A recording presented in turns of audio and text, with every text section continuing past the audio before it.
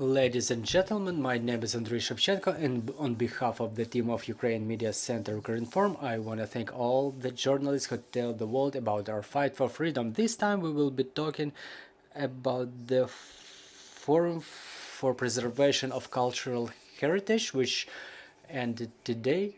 It had the official named war in Ukraine, the battle for the culture, and we expect to hear more about this forum from Ihor Poshivaylo, Director General at the National Memorial Complex of Heroes of the Heavenly Hundred. So, Mr. Ihor, please. Good afternoon. Really, today the forum ended. Really, it was the Forum for Security of Cultural Heritage. It was named War in Ukraine, the Battle for the Culture. And why it was named so? Because from the beginning of the full-scale aggression of Russian Federation against Ukraine, Ukraine suffered catastrophic losses of cultural heritage. And it's not only about the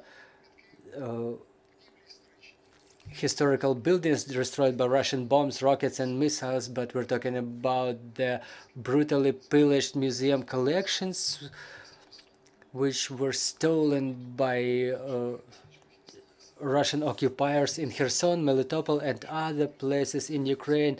And there is also significant loss of human resources because a lot of representatives of cultural sphere were internally displaced or were forced to live outside Ukraine.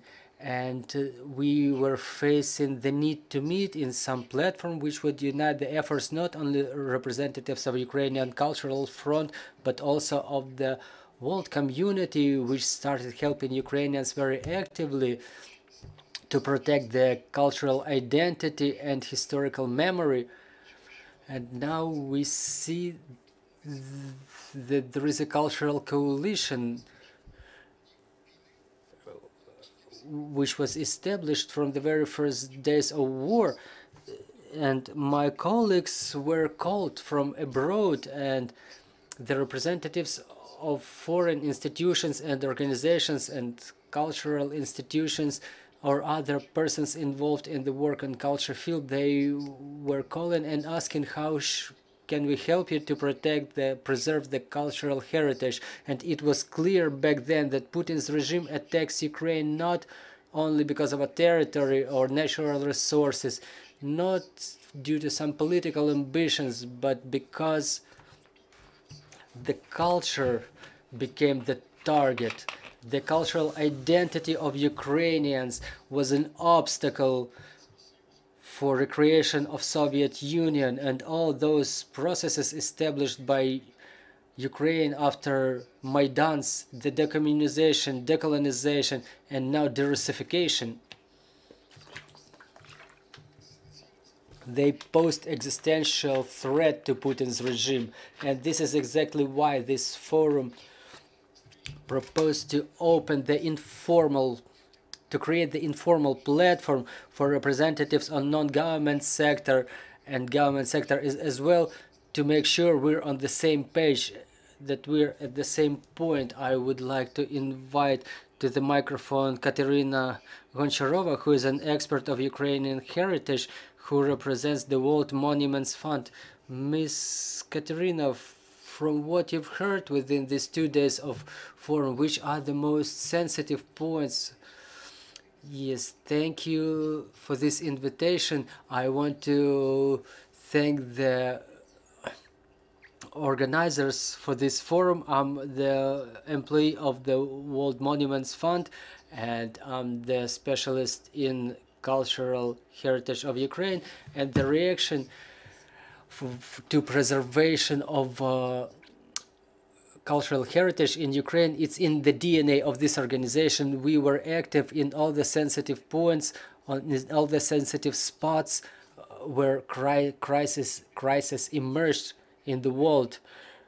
And when the war started in Ukraine, the fund was able to accumulate the funds to provide operational help in Ukraine, so we're happy that we can get involved in the programs for preservation of cultural heritage in Ukraine, and we can assist to the experts in this field. And it was my honor to moderate the working group for conservation, stabilization, and renewal, and everything related to architectural restoration and work with architectural heritage. There is a lot of problems in the field in general because the area of architectural restoration was in crisis even before the war. Now all these problems just deteriorated, and in educational aspects and architectural field itself is not segregated, it's not specified. I'm talking about the specifications for certifications for the restoration architects, their ability to do the specialized works of preservation in the monuments, now that everybody expects for the post-war renewal. I have to also mention that a lot of specialists currently left or ended up in the ranks of armed forces. So the people who can make this specialized restoration as real experts, they are in very little numbers. There are no laboratories, in fact, for historical building materials for the laboratory analysis. We even face the problem when the implementation of international standards in the area of preservation, stabilization, and restoration. We're now understanding that we don't have common platform, common standards. There is no common dictionary, common vocabulary. There is a need for development of educational programs which would in a number of ways cover different target audiences. The educational programs for students, the training courses for the owners of the historic monuments, for the courses for administrators and government employees. So there's a number of solutions to some problems, to some issues that were brought up during the work of this forum. Kateryna Chuyeva, Deputy Minister of Culture and Information Policy of Ukraine. From what was discussed in that forum, what can be the practical use? What's the use that the state of Ukraine can make use of? The Ministry of Culture and Information Policy got actively involved from the introductory word of Minister of Culture Alexander Tkachenko, and on the level of deputy ministers, we were taking part in both moderation and discussions during the forum. What should we understand? We should maintain the regular, transparent communication with all the communities which work on preservation of cultural heritage in Ukraine and outside Ukraine. From the very beginning, from the 24th of February 2022, this communication was happening in a number of ways. It was hundreds of Zoom meetings and Skype meetings in all possible formats with Ukrainian and international Ukrainian specialists and Ukrainian businesses, international partners, donors. So it's a very complex communication on a lot of levels, which allows us to accumulate the most information possible about what's going on there on spots and how our colleagues see the processes happening in Ukraine and how are they perceived abroad and how we should preserve and protect on one hand and then to plan the restoration on the other hand. And that forum, and some people here are the direct initiators of that forum. So I'm talking specifically about Ihor Poshivaylo. So we were meeting on the head of UNESCO, but the Ukrainian community didn't have a lot of opportunities to meet earlier and to discuss those sensitive questions. So the forum was an opportunity to inventory the issues, to document them for ourselves, and to search for solutions, to look for solutions on the level of organizations, initiatives, civil society, and in what way the government should be involved in the uncovered sections of that work, because it's sometimes it's only government who can do some things, and some things can only be done or can be done more efficiently by civil society. So we should create the ecosystem for recreation, restoration of cultural heritage. So this ecosystem is now being built, and forum is one big, within these 12 months, it was the first time that we gathered like this, and there were the representatives of institutions who support Ukraine, the representatives of donors. They support us directly and methodologically. They provide assistance to the museums.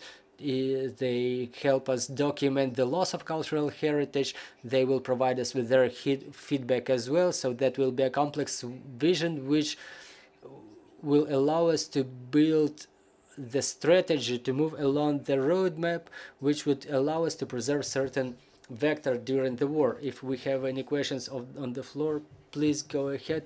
Good afternoon, Ksenia Dvornikova. My question is to all the participants of the briefing. Within this year, 2022, which was very difficult for Ukrainian cultural heritage in general, the forum let you summarize it. In your opinion, the year 2023, now that the war is still going on, how will it be different, and what will be the main challenges we will be facing, and what are the issues which are not so urgent as they were during the beginning of the full-scale aggression? Thank you. Well, my colleagues will compliment me. I would like to hear all the discussions that were going on. Physically, there was no such opportunity because some discussions were going on in parallel. At the same time, they were happening in different working groups of the forum. But what I'm seeing within the last month of the work, from what we were able to discuss during these 2 days, there are different types of challenges. Part of them is related to the fact that we were unable to do something within the previous couple of decades, and now we have to integrate those challenges into our current programs, and we have to react to them.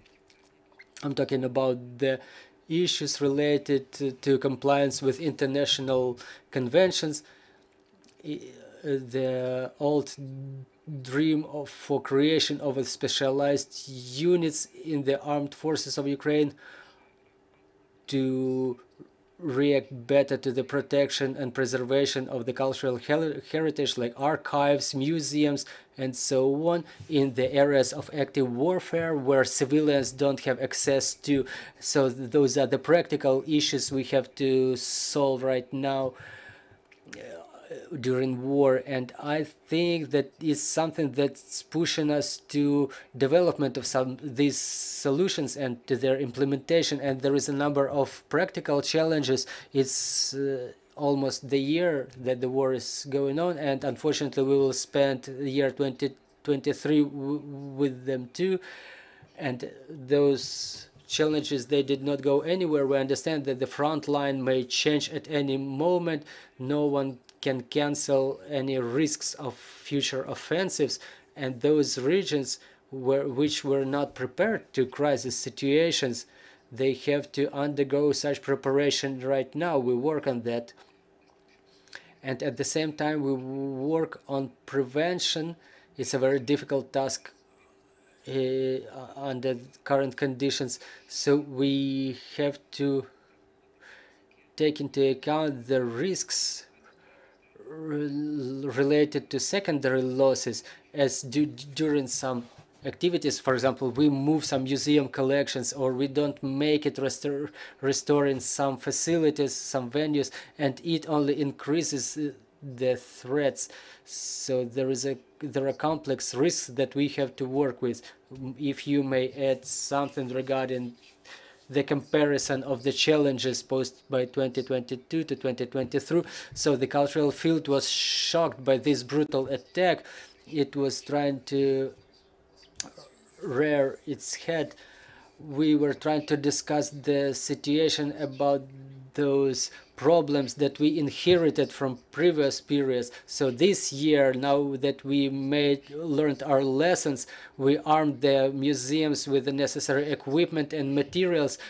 Our field became more stable and more resilient to the new threats now.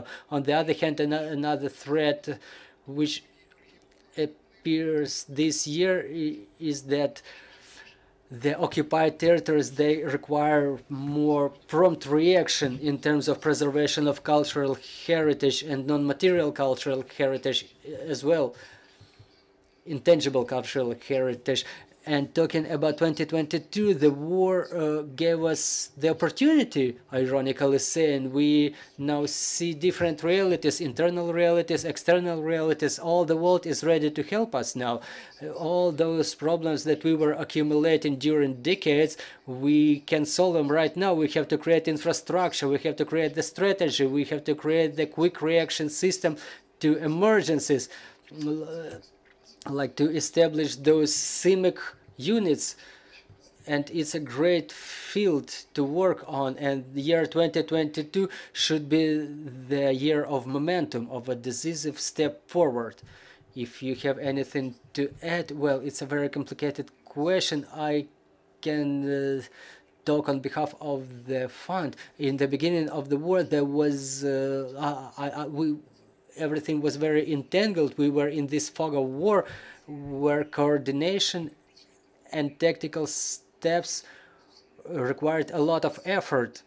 But at the same time, everybody emphasizes that in Ukraine, after Maidan, the rebuilding of civil society was very efficient, and the speed of reaction of civil initiatives is impressive, and it's something unique for Ukraine. Our bottom initiatives, our non-government institutions turned out to be very quick to react, very efficient partners. Do you see any new changes? Well, the new challenges. Well, the new challenges are that everybody gets tired, but the scale of help and the structure of help, it's being crystallized. Everybody starts understanding where to move, how to move, and the government starts articulating their needs in a more clear manner. And the people in museums, they understand, for example, what they can get. Media, are you getting proper? Go ahead. For me? Any one of you. Are you getting proper outside support for the tracking of what we call blood antiquities, the trafficking of stolen culture that is hitting the black market outside? Because there are people who are experts in this field. I was covering a lot of them when it came to ISIS and Syria and Iraq. Are you getting that support, number one? And then the second, are you also getting support from outside technologies for LiDAR technology and digital imaging that will help you? Can you explain the last question? I know that there are some people who use various digital technologies like LiDAR, which is laser detection for especially architecture and statues, etc. I just want to make sure that if you need that support, that the world knows. And if you're already using that support, it might help affirm to people who are interested. Дякую за запитання. Ми розділимо тут відповідь з Ігорем. Насправді обидва. Well, really both blocks of problems that you were asking about, they are in work. At the moment, we understand that we have to document the damages inflicted on the cultural heritage, and we understand that we could use some measures to prevent the illegal trafficking of cultural values, and there is very intense communication with different organizations under the umbrella of UNESCO mostly, and under the umbrella of European Commission and other bodies of European Union, and all possible government committees and civil organization, Comos and Com. But talking about the risks of illegal trafficking and pillaging, Obviously, Ukraine, through the ministries which are entitled to such work, including our ministry and Ministry of Foreign Affairs, communicates actively with the governments of different countries all the risks and all the threats of such illegal trafficking. And it's related to a certain extent to the cultural presence of Russia and the risk of legitimization or appropriation of cultural heritage of Ukraine. All those risks are being voiced, including they are voiced publicly during the meetings of Security Councils of United Nations, and we work on the registers of the lost values. This information is not yet public, but the work is in progress, and the governments of other countries help us to develop those registers. And on the other hand, such organizations as our law enforcement agencies and Interpol are interested in the maximum efficient exchange of technologies. As to the digital technologies, starting from satellite images to 3D scanning of values, well, Igor will give you more detail on that. Well, it's a very actual question, and I would like to say that SHEICOM, the International Council of Museums, they developed red lists for Ukraine. It's an instrument for the auctions for Interpol to identify the illegally trafficked values from Ukraine. On the other hand, there is a Smithsonian Culture Rescue Initiative. From the very first days of war, they started monitoring the situation in the occupied territories, which was not accessible to Ukrainian government representatives. They documented those crimes, and Richard Curin, who was taking part in our forum, he just yesterday was telling us, as they were watching Russians live steal the cultural values from occupied Kherson, and all that information is provided to Ukraine, so Ukraine can be represented then in international tribunal. Many foreign colleagues provided information, and there is a separate area of work in Ministry of Culture for digital transformation as the digitalization of cultural values, and we create platforms that have digital materials that could help us track the illegally trafficked cultural values or restore the damaged historical monuments. Well, Ukrinform, I would like to ask if there is information on the number of cultural values stolen by Russians from occupied territories, and do I understand it correct that there is already a list in place that you offer to international partners, the list of values stolen, so that they could be further on tracked and returned to Ukraine eventually? Well, there is actually a number of questions embedded in one question. So we have to have understanding of how those lists are put together. There should be conditions for safe and secure work when the territories are liberated, specifically those which were occupied for a long period of time. We're facing a number of challenges, including the illegal trafficking of values. They're stealing from museum. You may know that Russians presented it as evacuation of cultural values, and they proclaimed themselves as the saviors, rescuers of those cultural values. So it's a juxtaposition of notions, and in this case no one puts together any cultural values like coins or weapons in the same car. All those processes are documented. The paperwork was also stolen from Kherson museums, so that the Ukrainian side could not reconcile the documents with the with actually stolen values.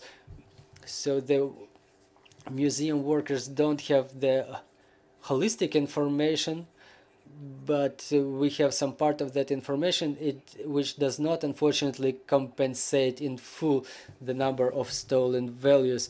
In case of Kherson, the works are underway. So in this case, we're talking about tens of thousands of items.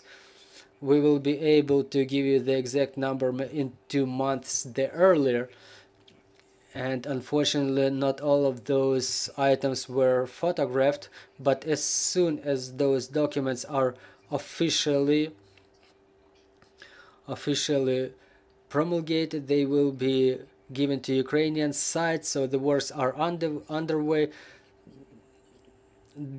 The numbers of cultural values stolen from occupied territories which are not yet liberated, unfortunately, we don't have the access to the primary source of information, so it's way more difficult to track the movement of such cultural values. And there is also the problem of pillaging of cultural objects. I mean, the archaeological values and the areas of warfare, they are high-risk areas where those values cannot be protected, and we will be able to see the scale of this catastrophe only after the war is over. Ihor Poshivaylo, Kateryna Chuyeva, Kateryna Goncharova. We were talking about the battle for the culture. We invite all the journalists to follow our announcements and stand with Ukraine.